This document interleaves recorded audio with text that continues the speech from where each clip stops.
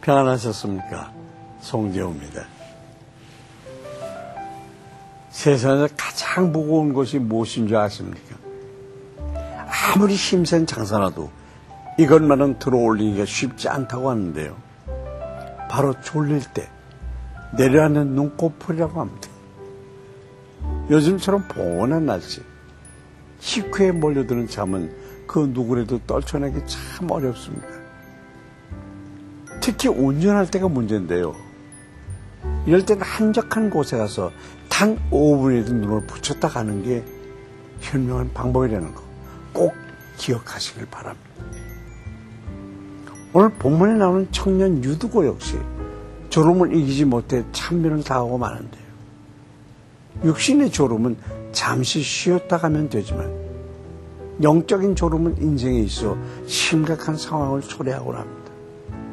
늘 깨어서 기도하고 말씀을 묵상하는 것이 우리의 습관이 되어야 할 것입니다. 하나님의 말씀 함께 묵상하도록 하십시다.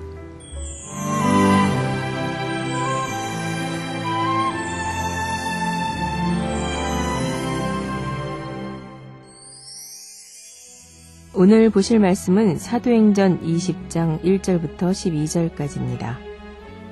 소요가 그침에 바울은 제자들을 불러 권한 후에 작별하고 떠나 마게도냐로 가니라.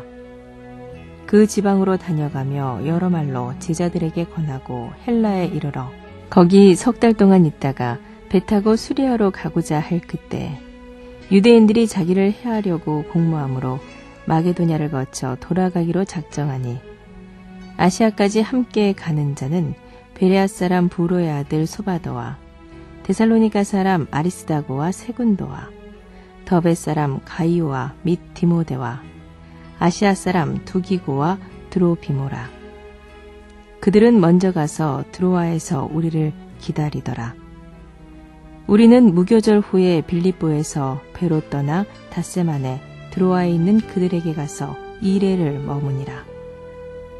그 주간의 첫날에 우리가 떡을 떼려 하여 모였더니 바울이 이튿날 떠나고자 하여 그들에게 강론할세 말을 밤중까지 계속하매 우리가 모인 윗다락에 등불을 많이 켰는데 유두고라 하는 청년이 창에 걸터 앉아 있다가 깊이 졸더니 바울이 강론하기를 더 오래 하매 졸음을 이기지 못하여 3층에서 떨어지거늘 일으켜보니 죽었는지라. 바울이 내려가서 그 위에 엎드려 그 몸을 안고 말하되 떠들지 말라 생명이 그에게 있다 하고 올라가 떡을 떼어 먹고 오랫동안 곧 날이 새기까지 이야기하고 떠나니라. 사람들이 살아난 청년을 데리고 가서 적지 않게 위로를 받았더라. 바울은 다음 일정대로 마게도냐로 향했습니다. 그곳에서 고린도 전서를 전달하고 돌아온 디도를 만나고 다시 고린도 후서를 작성해서 보냅니다.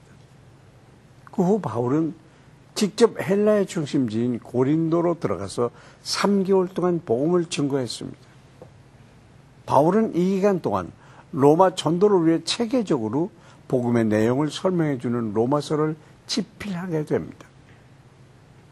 바울이 마게도냐와 헬라 지역에서 특별히 관심을 가지고 했던 일은 예루살렘의 곤궁한 신자들을 돕기 위해서 헌금을 걷는 일이었습니다. 복음 전도와 문서 사역, 그리고 구제를 위한 모금 운동은 교회들이 실천해야 될 중요한 사역이기 때문입니다. 한편 바울은 헌금에 동참한 각 교회의 지도자들을 예루살렘 방문에 대동하고 있습니다. 사절에 나오는 명단은 마게도냐 교회와 갈라디아 교회, 그리고 골로새, 에베소 등 소아시아 교회의 지도자들입니다.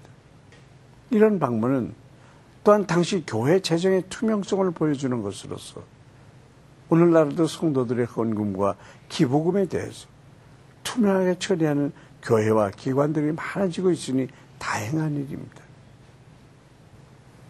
한편 6월절에 예루살렘으로 가려던 바울은 배에서 자신을 없애려는 음모가 있음을 듣고 방문을 미루게 됩니다. 그 후 유대인의 관습대로 무교절 기간을 홀로 조용히 보낸 바울은 드로아로 돌아와서 일행과 합류하게 됩니다. 드로아에는 바울이 직접 복음을 전하지는 못했지만 이미 교회가 세워져 있었습니다. 바울 일행은 안식 후 첫날 드로아의 신자들과 함께 기쁨으로 떡을 떼며 성도들의 교제를 나누었습니다. 초대교회에서는 그리스도의 부활을 기념하여 일요일을 예배의 날로 구별하였는데 본문의 말씀은 그 행사에 대한 최초의 증거라고 할 수 있습니다. 다음날 떠나기로 되어 있었던 바울은 드로아 신자들의 신앙이 더 성숙되기를 바라는 간절한 염원으로 한밤중까지 말씀을 강론했습니다. 그런데 이때 유두고라고 하는 청년이 창에 걸터 앉아 졸다가 3층에서 떨어져 죽는 사건이 발생했습니다. 얼마나 기가 막힌 일입니까? 말씀을 듣던 중 쏟아지는 잠을 이기지 못해서 사고를 당하고 만 것입니다. 혹시 여러분의 영적 상태는 어떻습니까? 말씀을 듣고 있지만 깊은 잠에 빠져 있는 건 아닙니까? 만약 내 영혼이 잠에 빠져 있다면 지금 깨어서 기도하시길 바랍니다. 혼자서 하기 힘들다면 누군가에게 기도 부탁을 해서라도 함께 기도하시길 바랍니다. 내가 졸고 있는 동안 내 인생의 방향은 어디론가 추락할지도 모릅니다. 바울은 청년 유두고를 위해서 그 자리에서 기도를 해줍니다. 그리고 기적적으로 살아난 유두고와 성도들을 향해서 다시 말씀을 전하기 시작합니다. 그렇게 바울은 드로아 신자들에게 말씀의 능력에 대한 살아있는 교훈을 심어주었습니다. 때로 우리는 사단의 회방을 이겨내지 못해 추락하지만 그때 주님의 말씀의 능력을 통해서 우리의 다시 새로운 생명을 부어주십니다.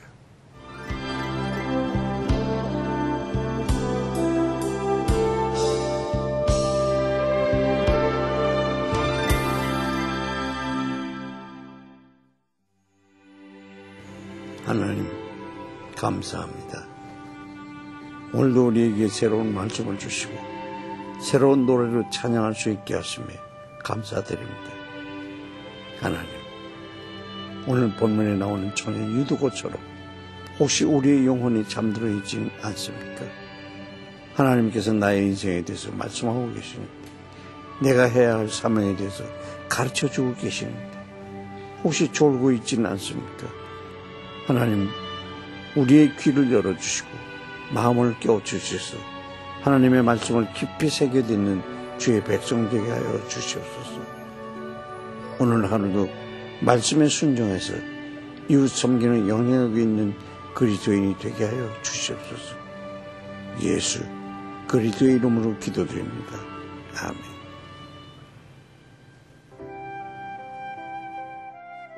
프랑스의 터키인 이민자 약 50만 명 중 대부분이 무슬림입니다. 터키는 국내 정치나 법률 또 그 밖의 외교 정책에서 이슬람의 영향이 최근 증가하고 있습니다. 이스라엘의 든든한 동맹국이었던 터키가 지금은 그들의 적국들에 대해서 유화적인 태도를 보이는 것 같습니다. 또 불어에 능통하지 못하다는 이유로 많은 터키인들이 낮은 임금의 직업에 종사하고 있습니다. 믿는 자들이 터키 이민자들에게 사랑과 친절로 다가서며 터키 공동체의 리더들이 예수 그리스도를 영접하도록 기도합시다. 인투이트라고 하는 회사에는 아주 독특한 문화가 있다고 합니다. 시장에 내놓는 제품들이 실패할 때마다 전 직원들을 모여서 특별한 파티를 열었는데요. 그 이름은 바로 실패 파티라고 합니다.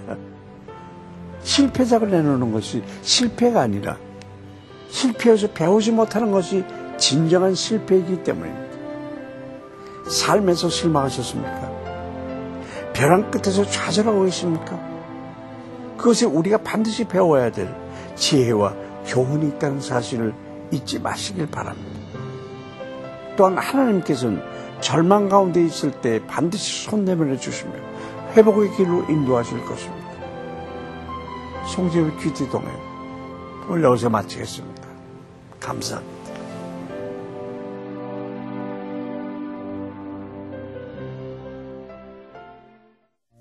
이 프로그램에는 GTM에서 큐티 교재 GT를, 책으로 만나는 성지 순례 답사기 바이블 루트를, 수아영에서 기초 화장품을 협찬해 주셨습니다.